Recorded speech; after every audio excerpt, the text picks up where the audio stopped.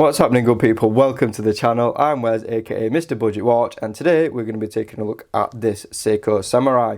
Now before we do that, quick wristwatch check, and I'm actually wearing my Orient TriStar. If you want a video, let me know.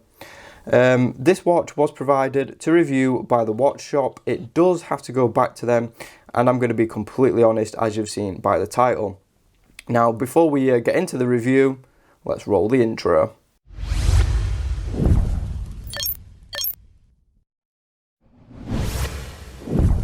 Before we get started on the review, let me just take a moment to tell you about the watch shop. If you've never seen the watch shop before, they are an online retailer of loads and loads of different watches. They sell Seikos, they sell Hamiltons, Certinas, loads and loads of different watches at fair prices. And a lot of the time they have discounts as well, so you can actually get the watches you can see for even cheaper. They also offer payment options as well, so if you've not got a massive budget like myself and you've got good credit, then you can actually get credit and pay for your watches over a dedicated amount of time, which is really good, especially if you want something a little bit more premium and can't stretch to it all at once. So that is really handy to have. So definitely check out the watch shop down in the description. So again, thank you to them for letting me borrow this to review. So now what I'm going to do is, like usual, we're just going to run off the main specifications of this watch, and then I'm going to talk a little bit about it and of course some issues I'm having. So the diameter of this one is 43.8 millimeters, so it's quite a big diameter. It's 48 millimeters including the screw down crown. We have a lug to lug of 48.5 millimeters, so actually smaller than what you'd think. We have a standard lug width of 22 millimeters. The watch is 12.8 millimeters thick.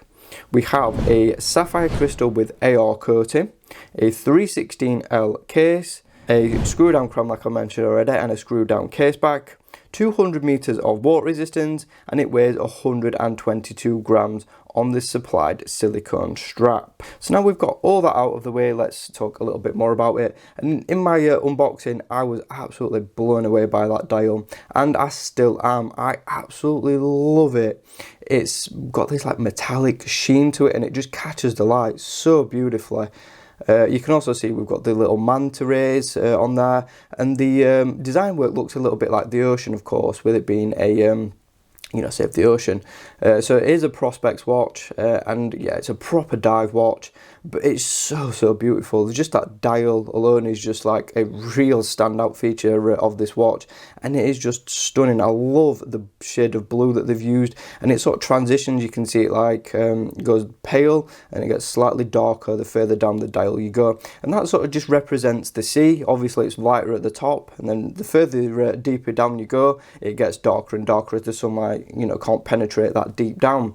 And I think it's just an absolutely stunning dial. The gradient on it is really well done. It's so smooth how it transitions, and there's no like harsh line in it, and I just love the depth, the metallic sheen it has. It is an absolutely beautiful dial. It isn't without fault though. And as you can see by my title, Seiko's QC does strike again, but it's not the bezel that's actually out of line. As you can see, the bezel lines up absolutely perfectly. What we are going to be talking about is the indices. Now the indices are Lume filled with Lume Bright, and they are applied, and they've got this little lovely metallic border around them. So we've got batons, and then we've got these like trapezoid shaped ones, and then we've got like the shark tooth style at the 12 o'clock. But if you look at the 55 and 50, you'll notice that the indices are ever so slightly out of line with the chapter ring. So it's not the bezel that's out of line this time, it's actually the indices that are ever so slightly off center. I did notice that when I looked a little bit closer at it, and you can actually see it by eye as well, which is not good. So I don't know how bad it looked under macro, but yeah, the indices are ever so slightly out of line, which is a little bit of a shame.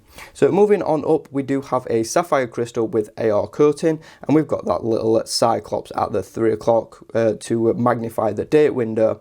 And that brings me to another little issue. The cyclops, it just seems to be ever so slightly skew-if. It's not perfectly straight. It might just be my eyes, and it looks okay on camera, but in person it just seems to be ever so slightly on the higher on the left hand side. So it is a tiny bit wonky. But it is nice that they've used sapphire crystal instead of their proprietary hardlex crystal that they usually use. So it's really good there. It's a little bit, you know, more scratch resistant. So yeah, very, very impressive. Now we get on to the bezel, and this bezel action is so nice. It feels like it's almost like oil filled, like fluid dampened. I don't know if you've ever used a fluid dampened tripod, but the action just feels like that. It's really, really smooth. I know some people complain that it feels a little bit mushy, but I think it feels really nice and it turns so smoothly. So let's take a look at that action and just have a listen.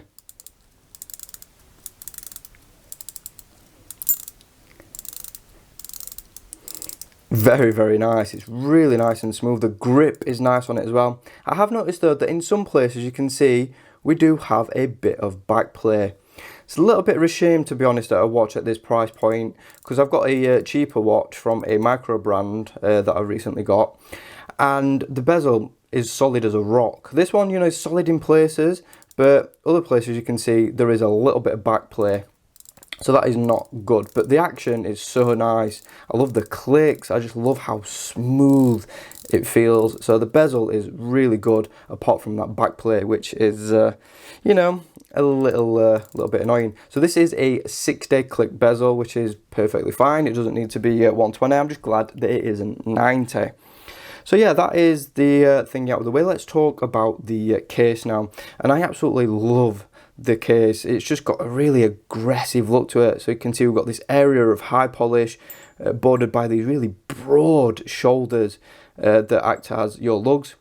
These are brushed and you can see drilled as well. We've also got these really sharp edges on them.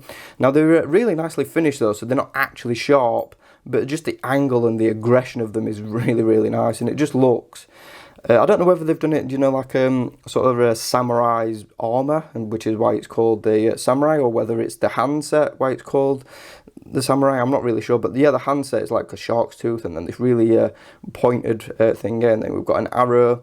Really nice, cool, aggressive looking handset, and the case is really aggressive as well. So like you see, we've got brush in there, and then we've got brush in at the top of the lugs, which is really nice, and then brushing just at the top there as well.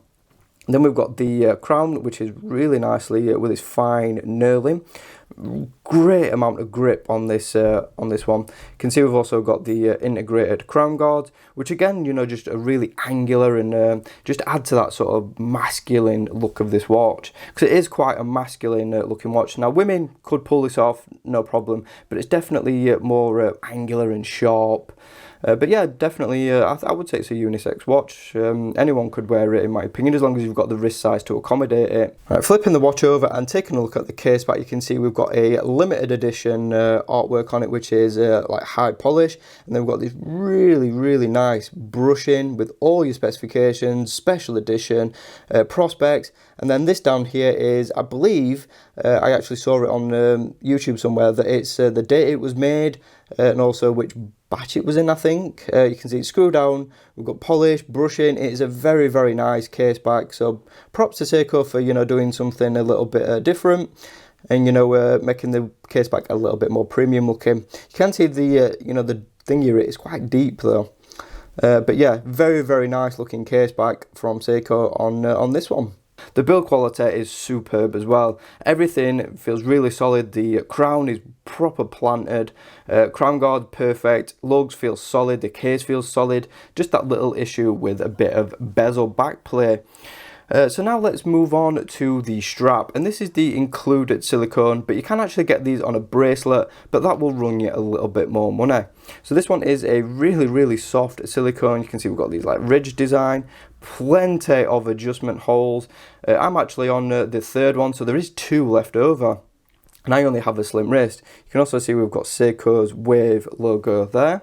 Moving on to this side, you can see the ridges continue, and then we've got that awesome keeper with the chamfered polished edges, brushing, and then of course the Seiko branding, and it is just so nice. It's really solid feeling, and it does a great job of handling the excess. Then we get onto this buckle. I really do like the style of it. You can see we've got an area of high polish, and then we've got the engraved logo, really nice soft smooth brushing, polished tang, and then it's polished at the sides and drilled, so really easy to swap it out if it ever gets damaged. So yeah, very, very impressive with the strap. It's really nice and soft. The silicone is so pliable and so smooth, and it just feels fantastic on wrist, which is what I'm going to talk about now. So this, yeah, is a very, very comfortable watch. But before we get to that, we're just going to talk in use. So like I mentioned already, this does have a screw down crown, and it's really easy to use. Because the crown is quite oversized, it's really easy to grab and manipulate. It does have two positions, obviously. It's got, you know, one pull out does your date, two, and you can actually adjust at the time. You can see we have a hacking seconds, which just makes setting that time a little bit easier and more accurate. But the movement feels absolutely buttery smooth. So very, very impressed there. And then just to get the crown back in, you just give it a little push, twist back in, and it is one of the easiest crowns I've ever used. Even, you know, despite the crown guards being there, it is so easy to use just because of how much it sticks out and how sort of big the diameter of the crown is. It's just so easy to manipulate and use. So props to Seiko. Because I know sometimes with big crown guards, it's a real nightmare to use them. But this one, top notch. So what I'm going to do now is get this on wrist and talk about my next little issue I'm having with this watch. Right guys, so here is the Samurai on my 6-inch wrist. So yeah, I thought it was going to absolutely bury my wrist, but it's got those quite short 48.5 lug to lug, and it just fits perfectly on my wrist actually, really just at the tips of where my wrist ends. I think the diameter is a smidge too large for me though, unfortunately. If this was a 40mm, with say 46 lug to lug, it would be perfect. But this one, I'd say you'd probably get away with it with maybe a 6.25, 6.5, 7-inch wrist. I think it would look absolutely awesome. I mean, I think I can just about pull it off, in my opinion. I think the diameter is a little bit on the big side, but I don't think it looks too overwhelming on my wrist. Not compared to some other watches I've tested in the past. I think this one just about fits and looks good. Comfort wise, very, very comfortable. The case profile, as you can see, really nice. It hugs my wrist absolutely perfectly, and you know, I'll get a tiny bit of overhang, not too much, but yeah, the profile just fits absolutely perfectly. Then we get to the strap. Now Seiko aren't really known for making great straps, but the one on this one is really good. The silicone is soft, it's pliable, really nice and smooth, doesn't fatigue your skin whatsoever. It is a super comfortable silicone strap. I do have one minor complaint with it though, and that is this buckle.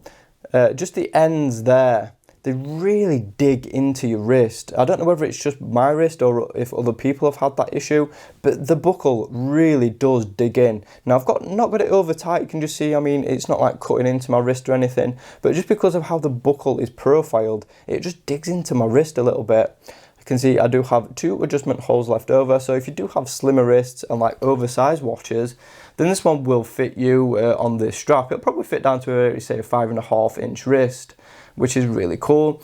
So if you don't mind a lug overhang and you do like your oversized watches, then you know what, on the stock strap it'll fit absolutely perfectly. But because we've got 22mm lugs, easy to swap out if you need to. Yeah, swap it out for a NATO, whack it on a bracelet, and yeah, it'll fit no problem. But yeah, really, really comfortable watch, and it's not too heavy either. I was expecting it to be like really bulky and really heavy, but you know, it only weighs 122 grams, so it's not that heavy at all. It's a lot heavier on the bracelet, of course, but on the silicone strap, it is a really nice wearing watch, and I can wear it all day, not a problem. So yeah, really, really impressed with comfort. Now we're going to get on to one of my favourite features of this watch, the Lume. Right guys, so now we're going to talk Lume, and of course this uses Seiko's proprietary Lume Bright. So it's got a little Lume pip at the 12, and then we've got lumed indices and lumed hands, and the Lume is insanely bright. It really gets bright. It's definitely brighter than any other watch I've ever had the pleasure of testing, and it is so good. It lasts for ages. Like I said, it gets really bright. I love the colour. It's a really clean application as well. Very, very impressive Lume on this watch. It's just an absolute monster. Is there better out there? I would say, do you know what? at the price point there probably is. But you know, Seiko's Lume is just known for being one of the best in the business at this price point, and I would say that this is definitely up there. The Lume is fantastic. It's a proper monster. I mean, even in the sort of daylight, you can see it in some situations, and then as soon as you get into the dark, it's just like torchlight. It is so bright. Very, very impressive Lume on this watch. So if you're a big Lume fan, this is not going to disappoint you at all. It is very, very good. So now we're going to talk movement, and this is using the 4R35, which is essentially an NH35 that Seiko don't sell to other people. If you know about your Seiko NH35, every micro brand just about has one. But the 4R35 is the one that Seiko keeps for themselves and don't actually sell to third parties. So this is a 23 dual movement, 41 hour power reserve, 21,600 beats per hour, negative 35 to plus 45 seconds per day, but they're way, way better than that. It's got hacking, as we've seen already, and it is auto and manual winding. So you can actually give it the little Seiko shuffle, or you can also manually wind it using the crown. The movement, like I've showed you already, is really buttery smooth, feels super solid. In fact, it feels, I don't know if it's just me, but it actually does feel a little bit better than most Seiko NH35s I've had. The rotor isn't as noisy. I think it's a lot quieter. Maybe that's just the case design. But yeah, this movement feels super solid, really smooth, adjusts the time perfectly with its quick set date, and it adjusts the time perfectly as well. Really got no issues with it whatsoever. It is a fantastic movement. Could they have put a better movement in maybe the 6 series? I would say yeah, for the price point it would have been justified, but you know, it's just Seiko being Seiko. So anyway, now we're going to get on to my final thoughts and the price of this watch. So this is £550 at the minute. I think that's a bit expensive. I mean, I'm not going to lie, I am a Seiko fan, but I think 550 quid is far too much for this watch. I mean, if it had a 6 series movement in it that is a little bit better and a little bit more premium, I would say, you know what, okay, fair enough. But with it having basically an NH35, I think it's a little bit expensive. I think this watch should be more in the £400 region, to be honest. I mean, yes, it's a fantastic watch. I absolutely love that dial. It's one of my favourite dials on any watch, irregardless of price. Yes, we've got some alignment issues, but not the bezel, which is pretty uncommon. But yeah, the indices have got that little alignment issue. The build quality is fantastic, super comfortable. That Lume is amazing, really good movement, even though it could be better at this price point.